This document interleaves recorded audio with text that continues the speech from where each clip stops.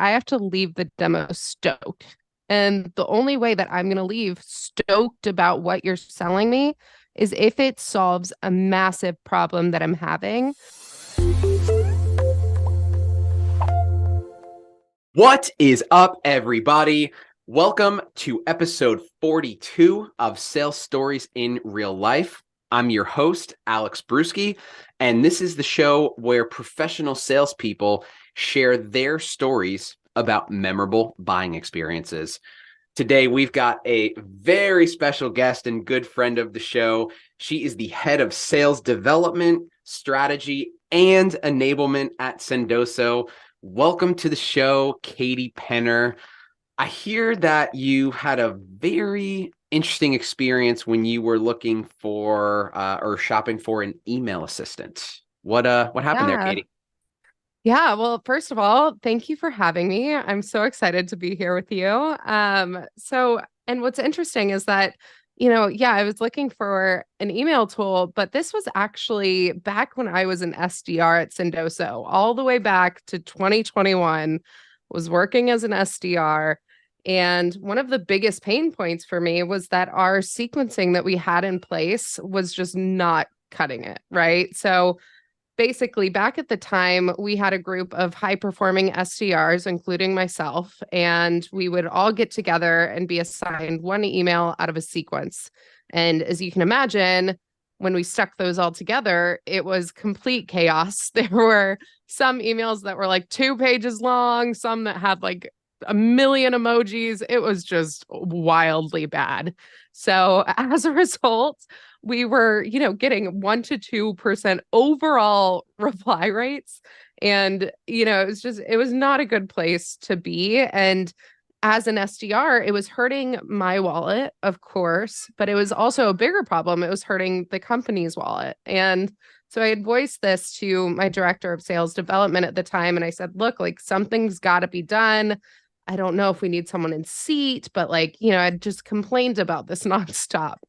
And I'm starting to think like maybe I can do this. Maybe I can be the person that comes and rewrites these things and makes them better. And so back then, I was scrolling on LinkedIn one day and I saw this random guy named Will Allred offering free email coaching sessions. And I was so perplexed by it at the time. I remember thinking, like, this guy's crazy. He's a founder and he's offering back to back, like 30-minute one-on-one sessions for anyone on LinkedIn. He has hundreds of likes on his post. How the hell is he doing this? Right. And I'm sure that he was going crazy at the time. I can't imagine. But I figured, this couldn't hurt. I figured this guy was going to probably end up pitching me his platform the entire time, his product. But I went ahead and booked time. And what was so refreshing about that conversation was that the entire call was all about me. And he brought my emails to light and he was reading my emails, talking about factual data. Hey, what we've seen is XYZ. Here's what you should change and why. And he really led with just this really great information, right? And I learned so much in that call. And what was so funny about that call is he never pitched me lavender once. And I was waiting for him to say, hey, you should check out lavender, right? They were offering individual licenses. It would have been an easy sell. Didn't mention it at all.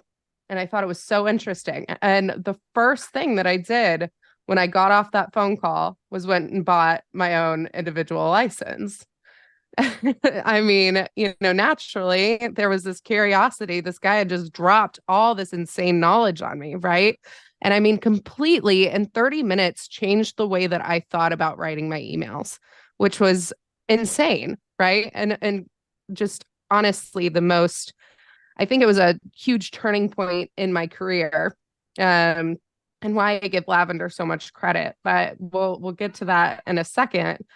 But so anyways, I started using this tool, right? I had bought lavender for myself. I paid for it with my own credit card. I wasn't expensing this at all.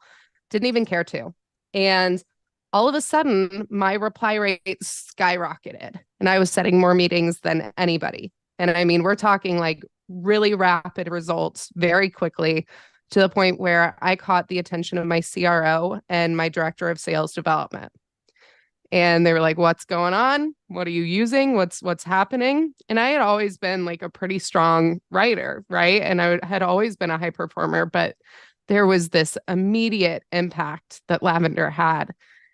And so at that point, we, in October of 2021, a few months later, after I had really proven the tool out myself, we bought lavender. I'm sorry, in October of 2021, I was promoted into a role as a lifecycle marketing associate. So they agreed to move me into a role where I was going to rewrite all of these sequences using this new tool that I had. And so for that month, I wrote 8 brand new sequences using lavender. And then in November, we bought the entire team lavender. And what we saw was crazy. It was really cool that we got to prove it out with me first, and then roll it out to the team. So, and then also we had the opportunity to move me into that role right before we onboarded the entire team, so that our sequencing was ready to go. Every email was going to be written through lavender, right? So we're positioned so well to make this have an insane impact. So we went from around that 1 to 2% reply rate. Within 1 month, we were already up by I think it's 380% in our reply rates. We were around 10 to 17% reply. That may be wrong. Let me double check that. I don't want to give wrong stats. We give accurate stats here. We're getting a live stat check. When else have you ever seen that? Come on, we keep it fresh.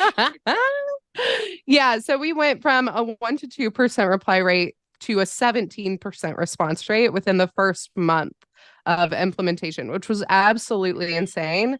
And the crazy thing is that we're like consistently evolving, right? So we're at like a 20 to 27% response rate. So, but like going back to that whole buying process, right? I think what's so significant about it is that they started from the bottom up. And they didn't even have to sell me. It was, hey, you're experiencing this problem. I'm going to sit down with you and actually teach you our learnings and hope that they help you, right? Lavender has this give first mentality. And so they did that in this situation. And as a result, right, they got this pretty massive sale with Sendoso. And, I think about it today, and I'm in all of these demos all the time, and they're all the same. It's all the same outreach. I don't tend to, I'm back to back on a daily basis. I don't remember most of those demos. There's nothing that sticks out. There's nothing in the buying process that really strikes me as unique. But this was something that was so out of the box. And I basically sold myself, right? Like I reached out to them when we wanted to purchase for the team. It was very interesting, but they didn't have to do a lot to make me want that tool because they equipped me with everything I needed to prove it out for them, if that makes sense. I mean, it's really effective how they created a champion. That makes perfect sense. I have so many questions and so many things that I want to say. Let's start by going all the way back to the beginning before any of this even started. Good on you. You were not seeing a great reply rate on your email. Cadences and sequences were a mess. And you took it upon yourself to go seek coaching, right, from someone who was offering it. And you took it upon yourself to say, okay, if I'm going to say something and nothing's going to be done about it, I'm going to take it upon myself. So for all the people listening, let this be your sign, right? Like sometimes you got to ask for forgiveness, not permission. And let, Katie's example here and all of the success and promotions that she's had be a shining example of that. And gosh, secondly, to hear it now, some random guy named Will Allred. I would imagine close to every single person watching this knows who Will Allred is. So that irony is not lost on me either. But the question I would want to start with is, you're someone who sits in a lot of demos now, right? Maybe as an SDR, it wasn't the case. Like, I know you kind of alluded to this already, saying that it was so different, it was so unique, it was all about Mm, you, right? It was all about your email. And what I love about it is that Lavender doesn't sell you an email assistant tool. This might be quoting you directly, and I might be a little bit paraphrasing here, but you said after that 30 minutes, you changed the way you thought about cold email, right? yeah. That is miles apart from someone that's selling you their tool or their widget or this or that. So when you're in the buyer seat in that circumstance, how does that land for you, right? Like, can you even tell that you're being sold, right? Does it make you want to buy more? Like, are you just waiting for the pitch and you're just so delighted that it's not coming? What would you say to that? Yeah, I mean, I think that really it was just a human first approach, right? It was understanding that I was an SDR. I was not seeing the results that I wanted to see, and he wanted to help, and he had the knowledge to do that, right? And like it's as simple as that. Like he genuinely cared. And ultimately, right, we all know that people want to buy from people that they like. So it was so effective. And, maybe he had thought about this, but I'm sure he probably didn't think that an SDR would have much sway, right? But, he had to have known that if I was experiencing this issue, that our whole team is, right? So maybe if this one SDR can go in and prove this out, people are going to get curious, which they did. And I don't know if that was going on in Will's mind, but again, I think everything about Lavender, I mean, their whole thing is give first, right? And so in this situation, that giving was so refreshing. And now, in this role that I'm in, I sit through demos all day, every day. And genuinely, I am so back to back on a daily basis. I only take demos that stand out to me, right? The SDR is doing a good job, did something properly. But is it that special? Usually not, because usually I hop on to that demo and I don't remember why I'm here, right? I don't remember what caught my attention. I have to get them to recap why I was interested, which, I mean, that's just me being real. And then sitting through the demo, right? It's obvious that there hasn't been much research done. So there is this sense of demo fatigue that I think is happening with buyers today, where it's really hard to buy today and to want to sit through demos and to want to see new platforms, right? I think like demonstrating value in the knowledge that you have and sharing that knowledge is such a unique way to stand out, right? And so that's what I really, really appreciated about Will's approach. I love that quote from you because Doug Landis had an almost carbon copy quote a few months ago on the show is that he added, you think selling is hard, buying is harder, right? And you're Mm, kind of putting it into perspective here, right? Like buying is hard. And a lot of us people who are sellers, a lot of sellers probably listening to the show, have not been in the shoes of a buyer, mm. right? And I think that you're kind of a perfect guest for us here because you started as an SDR and now you're taking tons of demos all day. So your perspective, I imagine, is, I mean, vastly wider than mine, right? Who's just selling demos all the time. So I think that's a really good thread to pull on. Let's go down that route. What are some I'll put it general and then we can get a little more granular. What are some like demo best practices, right? You're taking demos all the time, right? Mm. When you leave a demo and at the end of the day, when you're like recapping your day, if you don't remember anything from that demo, you're not buying. Let's be real, right? Yeah. Like you gotta in some way make it stand out. So what would you say are some demo best practices for our sellers listening? Yeah, so I think on that note, like what you just said, I have to leave the demo stoked. And the only way that I'm going to leave stoked about what you're selling me is if it solves a massive problem that I'm having. So if you're not going into that demo, your first call should be all about picking apart what my problems are, right? And getting into the nitty-gritty of them so that you can come prepared next time with a complete demo that is catered to me and my problems. I don't care about some of your features, right? I'm not at this point in my life, I'm probably not going to be a user buyer. I want to know how you're going to solve the problems that I care about. right? And so I think a huge problem that I'm seeing is that people aren't even really asking me questions. And if they are incredibly surface level questions. And then they just go through what you can tell is a traditional slide deck.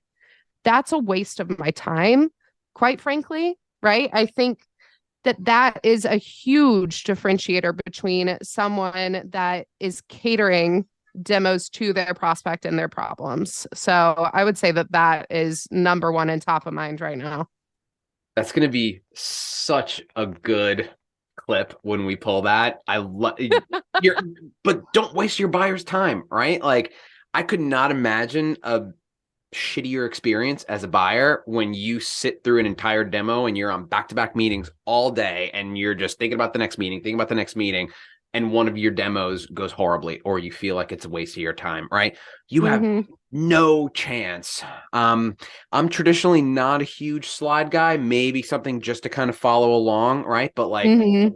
the gold is in the digging, right? It's not like, ooh, I Yeah. gotta make sure I make it to slide 10. I love how you said it too. It's pick apart my problems, right? That's not Mhm. just talk to me about my problems, ask me about my problems, pick it apart Yeah. to where you understand the problem as good as the person who's experiencing it, right? Because then, like you said, you can really come in and you can make strong recommendations that are Yeah. catered to that exact situation. One thing that I say all Yeah. the time is sales is kind of like cooking, right? You tell me cook a good dish, I'm going to say, okay, well, what are your dietary restrictions? What ingredients am I working with? Are you Mm-hmm. hungry, or is it kind of like an appetizer, right? You're not going to make the same thing twice.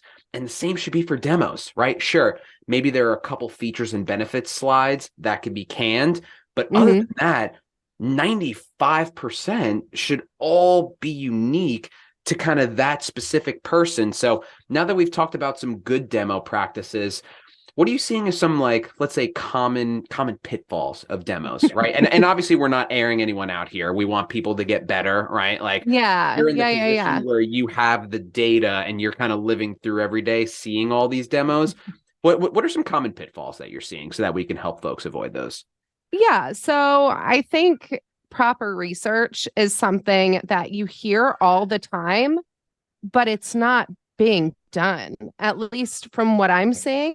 So I have a unique title, right? I am the head of sales development strategy and enablement. And a lot of people see enablement and think, oh, you are managing all these tools. Great. And that's what they run with.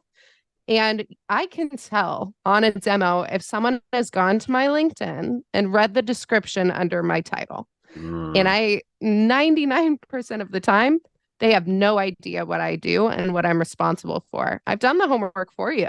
It's in the description. And you're not doing your research. And so I think that is, I mean, I can't harp on that enough. Care about who you were trying to sell to, care about my problems, figure that out, do your homework before you have a call with me. Otherwise, it's just a waste of my time. I shouldn't have to do your homework for you. So I would say that that's the biggest thing. Well, it's well said, and I'm not going to make excuses for anyone. I think that over the past couple of years, particularly as the, economy has slowed down a little bit, interest rates Mm-hmm. have been rising, right? People can't just Yeah, throw money at anything now. I it's think fair. at that point, it was more of a volume game, right? Because it was like, Mm-hmm. hey, I have so many people that want to buy, right? Like, it was more about like, how many people can I talk to in a day? Whereas now it's like, how deep can I get with someone every day, right? Like, so I think Yeah, the metrics have kind of changed a little bit around that. yeah. So I totally agree, right? And I get the quantity aspect and needing to have maybe more demos in a day. However, like we talked about before a little earlier in this chat, right? People aren't asking me great questions when we get on a demo. So if you don't have the capacity to do that pre-call research, you have to be sure that you're doing that within the call and asking in-depth questions to really get to the root of my problems. So if you're not doing either of those things, then you're probably giving me a demo that is, again, that repetitive slide deck that is just all over the place and to me and not really narrowing in on my problems So I am not going to leave that demo stoked on your product, and we're probably never going to talk again. So you need to do one of the two things. Either do that pre-call research and focus on quality over quantity, right? And make sure that I am your right ICP, that I'm the person that you want to be selling to, or you need to dig deep and see that on our first call. So Amen. I think there's a way to do both also, let's be clear, right? Like yeah, if you're a seller and you have a day full of demos, start early and do your research, right? Like yeah, you would rather have three kick-ass demos, right? Where your prospects leave stoked every single time. You know you've got a next call coming up, right? You've really kind of dug into the problem versus five demos where you don't hear from them ever again and they all see your slideshow.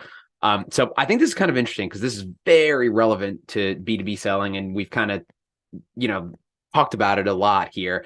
Are you a slide person or no slide person? And this is opinionated, so this is not fact or fiction. yeah. So I think slides have a purpose, right? If you're showing me a slide with 5 words on it, I don't care about that slide. I think slides need to show me something. I would much prefer you live showing me your platform than screenshots on a slide. Mm. I think where slides can be effective is with statistics that are relevant to me, right? So I am a statistics person. I love seeing data. If you can show me data that is effective and is relevant to an SDR organization of a similar size, selling to a similar ICP on a slide, that's going to be relevant to me. So team slides, but only certain slides. Well said, though. And forgive me if I'm kind of taking you out of context here. Let me know if you agree with this or not. But I love that, like something like data, right? Like when you hear data out Mhm. of someone's mouth, it's not more powerful than when you read it, right? It's like, it's just data, Mhm. right? Like it's just facts. But storytelling, when you hear it out of someone's Mhm. mouth versus seeing it on a slide, that's totally different, right? So it's like a Totally agree. healthy balance of, hey, here's the info, right? That you can kind of gloss over while I'm talking, but like I'm gonna be engaging. I'm gonna tell stories, Right. right? Like, why would you waste your words on like our client saw a 20% increase, right? Like you could write that on the slide, and that's something Yeah. important that the client needs to know. But if you can have the same impact of the message via written or telling it, then write it. But if something's more Mhm. impactful saying it, then say it. Does that kind of hit the nail on the head there? Absolutely. Yeah. If you're just reading stats to me, it's probably not effective. But if you're telling me the story behind how they got those results, what their pain point is, why that pain point relates to mine, how this story is similar to what I'm going through, right? Like then I'm going to put myself in that company's shoes mentally. And then this is going to become a much more interesting conversation to me. So yeah, I mean, you always gotta tell the story behind slides. You can't just say, "Oh, this person got 25% increase in blah." Like, okay, at this point, I'm asleep, right? So you gotta keep it interesting. You gotta keep it personalized every single time. This is by far the best conversation we have had about sales presentations on the show. So thank you for this, Katie. Let's Of wrap this course. let's wrap this up into a bow. I know that you've given our B2B sellers a lot of takeaways already, but let's give you your Good. soapbox moment here. What would be the one big thing, obviously outside of slides, presentations, educating, giving first, all that other stuff that we just talked about? What would be like the one last kind of big takeaway that you'd give to our B2B sellers, right? Someone who started as an SDR, you're now in a buyer seat, right? You're now heading sales dev. What would be the biggest thing that you would recommend to our B2B sellers listening right now? Yeah. So absolutely care about the people on the receiving end. Do your homework, quality over quantity every day. You're going to have better results. But if you are forced to be in a, quantity sort of situation, then work hand in hand with your SDR, your BDR. Ask them to get involved with you in that pre-call research, right? And I mean, I think also just dig deep when you're on a demo. Don't just ask one question about pain points. Why is that so difficult for you? How are you dealing with that right now? Really get to know the person on the other end of the screen. We are people and we buy from people we like. And psychologically, we like to talk about ourselves and our problems. So if you can do that on a demo, you will probably see a lot of success.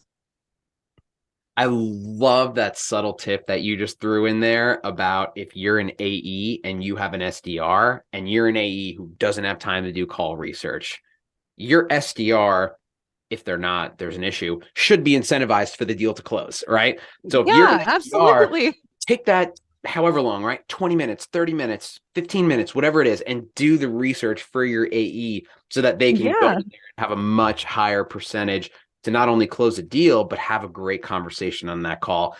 That was a fantastic, subtle little tip that you threw in there. You're on your A game today, Katie. What's on with the audience before you jump? That was freaking awesome. Oh, thank you. I think, honestly, if you guys want to connect with me on LinkedIn, I would be happy to connect. If you are interested in Sendoso and want to try it out for free, check out Sendoso Express. It's our free e-gifting platform. And if you have any questions about how to use it or anything, feel free to reach out. That's about it. Connect with Katie on LinkedIn, Penner. Shout out to Sendoso Express. Go check that out. I have sent many cookies through Katie, and the platform is excellent. The product is excellent. The service from Katie and her team is even better. Shout out to Lavender for delivering this awesome buying experience that we could take some time to talk about today. Katie, thank you so much. This has been absolutely fantastic. Maybe you made yourself sit through some better demos now when people see this, and maybe you saved some Hopefully. other buyers a crappy demo after listening to this. So thank you so much for everything. Sales Stories in Real Life, fam. We will see you next week. Cheers.